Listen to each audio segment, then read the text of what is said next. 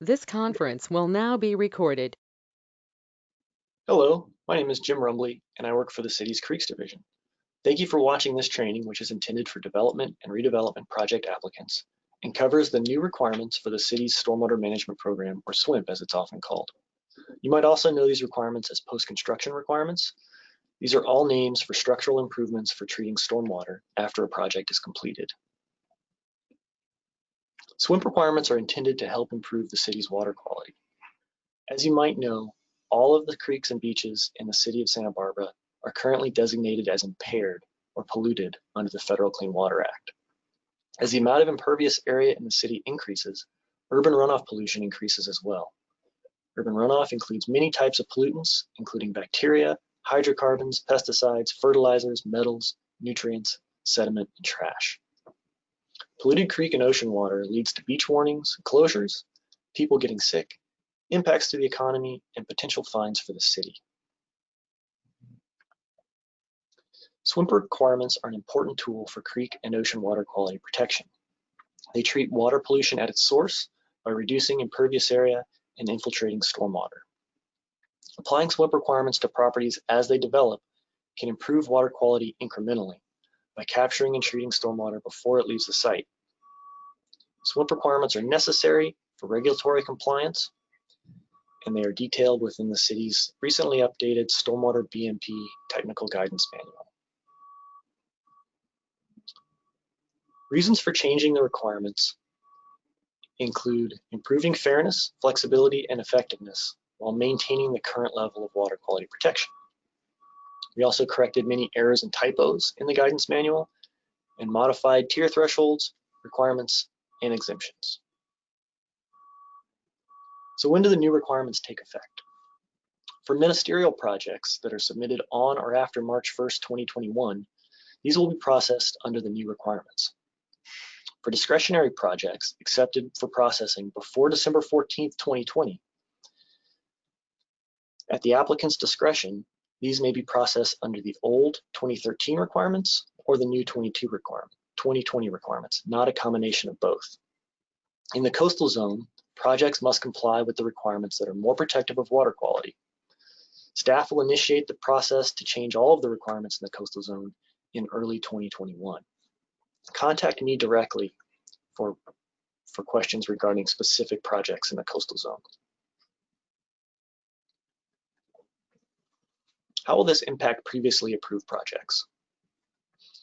For approved projects with issued building permits that would qualify for a lower tier under the new 2020 requirements, a revision to the building permit may be submitted through Building and Safety Division if you think that the project will qualify for a new tier under the new requirements. Projects that are still in the approval process and have not yet been approved that might qualify for a lower tier under the new requirements are welcome to submit revised plans to the Creeks Division staff requesting a review for compliance with the new tier. However, any proposed changes may also require review by other city staff divisions and additional design review. The tier thresholds have been simplified. Under the old 2013 requirements, tiers were dependent on the land use type, where the project was located, the permitting process, and project size, the amount of new and replaced impervious area. Under the new 2020 requirements, the tiers are only dependent on the amount of new and replaced impervious area that's proposed. When must compliance with the SWMP requirements be demonstrated? For ministerial projects, this will occur during the building permit process. For discretionary projects, it depends on the tier. For tier 1 and tier 2 projects, compliance can be demonstrated during the building permit review process. For tier 3 and tier 4 projects, compliance can be demonstrated prior to design review final approval. I'll now provide a brief overview of tiers 1 through 4. Most development projects in the city will qualify as either tier 1 or tier 2. For tier 1 projects, these are projects that propose between 1 and 499 square feet of new and replaced impervious area. These projects must employ at least one inexpensive landscaping improvement, such as a rain barrel or directing roof runoff to landscaping.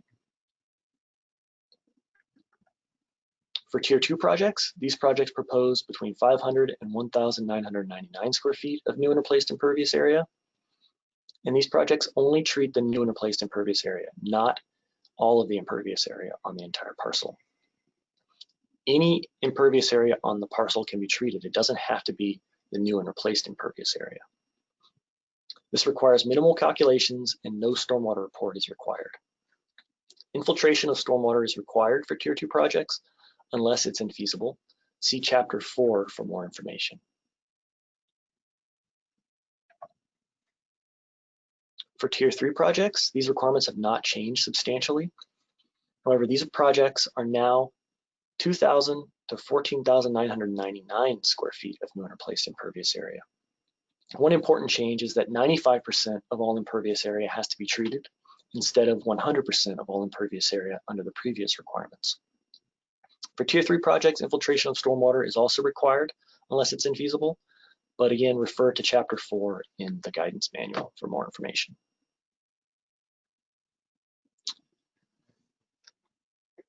Tier 4 requirements are new.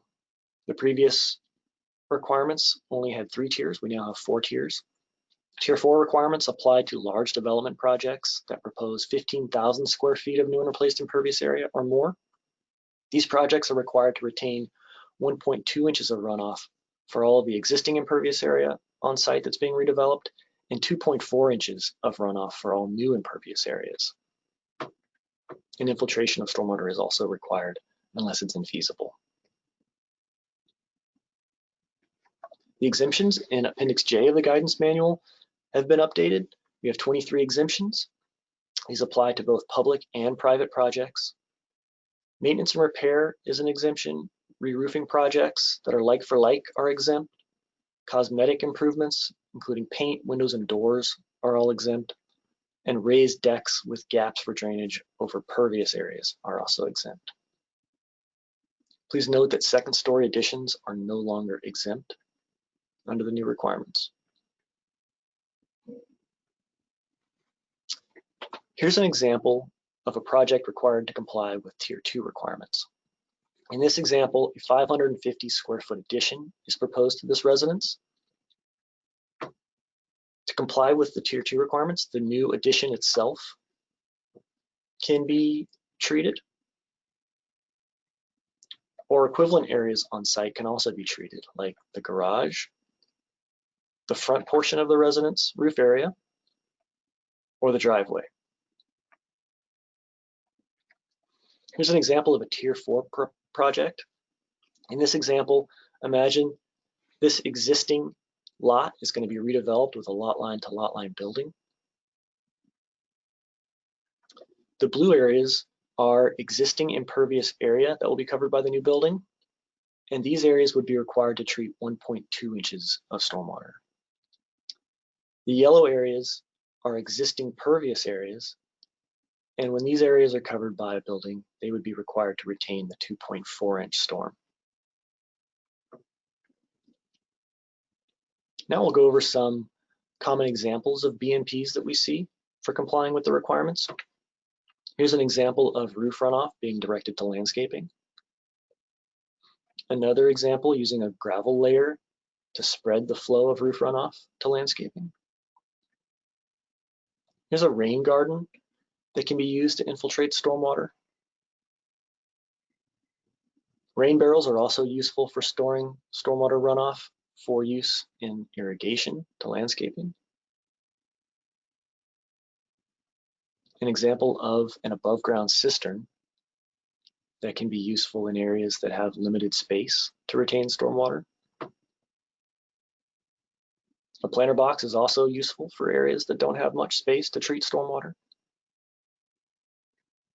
Here's examples of vegetated swales in parking lots with curb cuts. Here's a roadside swale with a curb cut to take water running off from the public right-of-way and roads. There's a bioretention basin with a curb cut from a parking lot to infiltrate stormwater. Here's a large infiltration basin that can hold a large amount of stormwater for infiltration.